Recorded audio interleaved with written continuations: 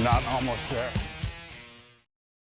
Hey guys, welcome to the Massive Iron Channel. I'm Steve Shaw. In this video, I'm going to ask the question, which training split is the worst? Push-pull legs, full body, upper, lower, or bro split? Before I get into that topic, if you have any questions or comments, drop them down below. The best topic ideas I turn into videos just like this. All right. So in this video, I'm going to detail which programming split or which split I find to be the worst. Now, before I get into this, I have to say that when I say the worst, it's a very small gap or a very small distance between any of these programs. Whichever split you want to use, go for it. Over the course of 3, 4, 5 years, it's not going to matter which split you're using. So use the one you enjoy. The difference between any of these is trivial, absolutely trivial. And don't let anybody tell you otherwise. So you're asking yourself, great, why am I watching this stupid video, Big Hairy Ugly Dude? Well, from a programming standpoint, obviously there are pros and cons with everything, with all of these different splits, and there can be a lot of heated debates over them, over which is better and which is worse. But always remember, the distance between any of these is just trivial. It's just trivial. So why are you watching this video? Well, from a programming standpoint, as someone that builds workouts for a living, there is one of these splits that I really don't like as much as the others. So again, there's positives and negatives with each. With a body part split, I like training with a body part split. I like going in with that laser focus and pounding specific areas into oblivion and then moving on the next day to another area or group of body parts.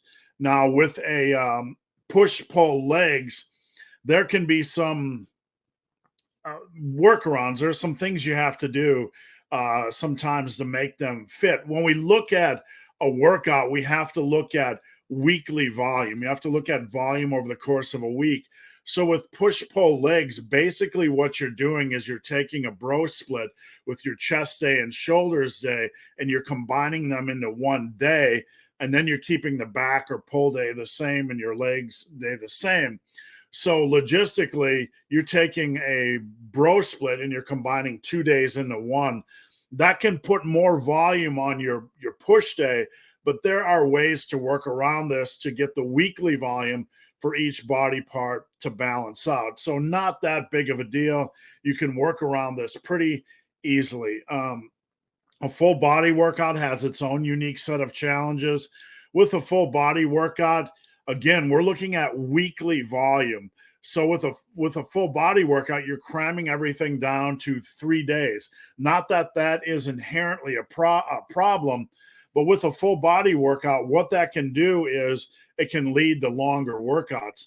Not as you get stronger, not only are you doing more warm-up sets with a full body workout, but now you're cramming more work into 3 workouts. Now, don't get crazy over me saying this. I'm not bashing a full body workout. They're effective.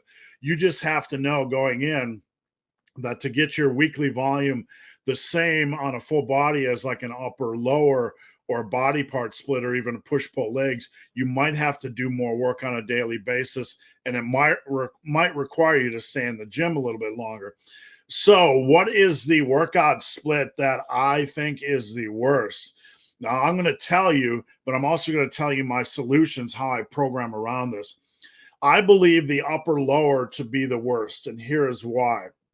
When we look at weekly volume, how much we're working each body part, generally a good place to start is about 10 to 12 hard sets for major body parts like chest, back, shoulders, and legs. When you're doing your legs, you have your 2 leg days and your 2 upper days. Let's say you're doing 12 sets for quads.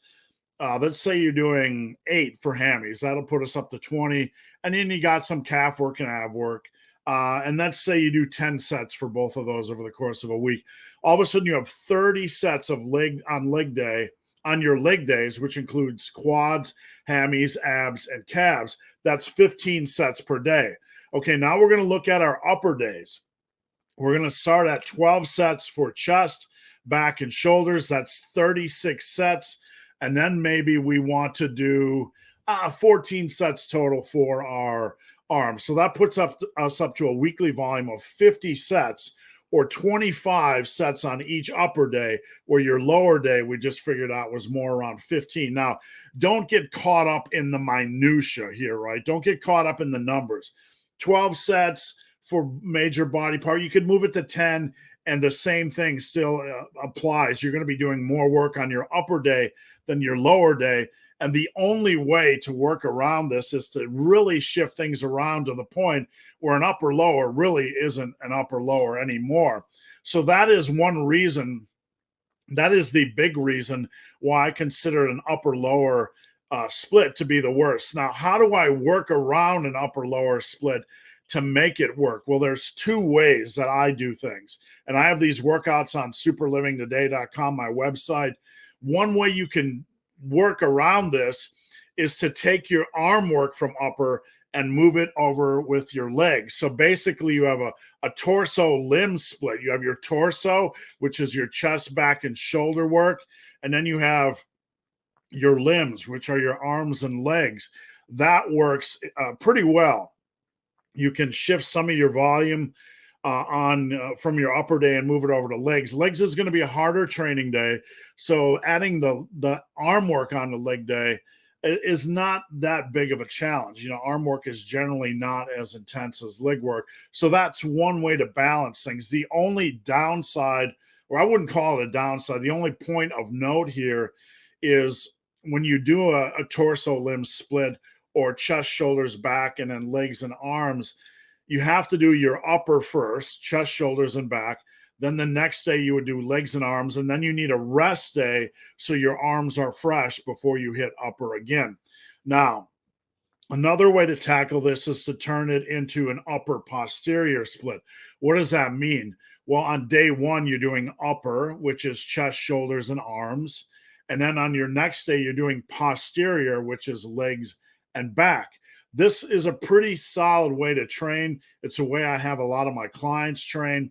Leg and back day can be pretty darn intense, but it's much better than doing 2 leg days a week, in my opinion, because not many people really enjoy 2 hardcore leg days.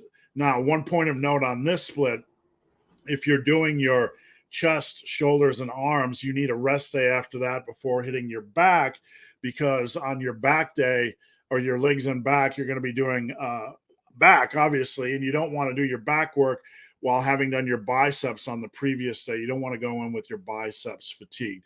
So that is why the upper lower is my least favorite split. Push-pull legs, there's just a few minor workarounds and tweaks you need. Body part split, highly individual, whether you like it. Same thing with a full body. But with an upper lower, it sounds great on paper. It sounds super balanced until you get into the programming side of things. So guys, hope this video has been of some help. If you have any questions or comments, drop them down below. If you made it this far in this video and have yet to subscribe to my channel, please do. I'd appreciate the support. So guys, as always, thanks for watching. Have a great day.